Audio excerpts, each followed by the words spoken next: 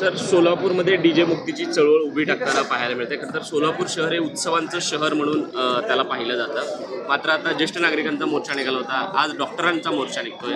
नेमका काय उद्देश आहे? खरं म्हणजे उत्सवामधलं विकृतीकरणाला विरोध आहे. महापुरुषांच्या जयंती त्या थाटात झाल्या पाहिजेत, मिरवणुका निघाल्या पाहिजेत, वाद्यांना विरोध नाही आहे, पण वाद्य ही पारंपरिक असली पाहिजे.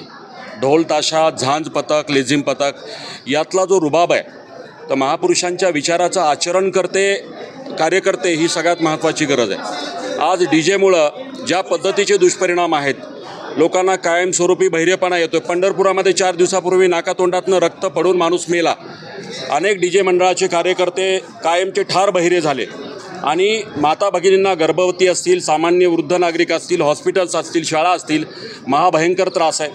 आज सोलापूरची जी काही ओळख आहे ती उत्सवाचं शहर जरी असेल तरी डी जे मुक्त सोलापूर झालं पाहिजे. आणि महाराष्ट्रामध्ये ही लोकचळवळ आज तमाम सोलापूरकर, सगळ्या वयोगटातला, डॉक्टर, वकील, इंजिनियर सगळे लोक रस्त्यावर उतरलेत. मला असं वाटतं की ही लोकसहभागातली चळवळ डी जे मुक्तीसाठी कारणीभूत ठरेल आणि महाराष्ट्राचं नेतृत्व सोलापूर करेल. सोलापुरातली डी जे मुक्ती महाराष्ट्रातल्या इतर शहरामध्ये सुद्धा याचं लोण पोचेल. आणि माझं सगळ्यांना आवाहन आहे की डी जे मुक्त भारत झाला पाहिजे. आणि यापुढे अजून एक सांगतो की उत्सव मंडळाच्या कार्यकर्त्यांच्या समर्थनार्थ, डी जेच्या समर्थनार्थ पोलिसांवरती कोणते राजकारणी दबाव आणत असतील तर त्यांच्या मतदानावरती बहिष्कार टाकण्याची ताकद सामान्य लाखो नागरिकांमध्ये. हे राजकारण्यांना विसरू नका. नागरिक तुम्हाला बोलणार नाही पण मतदानातनं दाखवून देईल, ही पण तेवढंच सत्य आहे. त्यामुळं डी जेला पाठीशी घालणं बंद करा.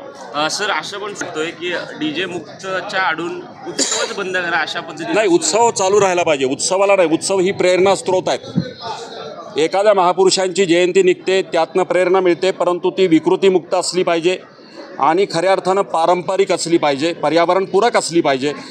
खरं तर उत्सव झाले पाहिजेत. बंधुप्रेम न्यूज चॅनलला लाईक, सबस्क्राईब व बेल आयकॉन दाबायला विसरू नका. धन्यवाद.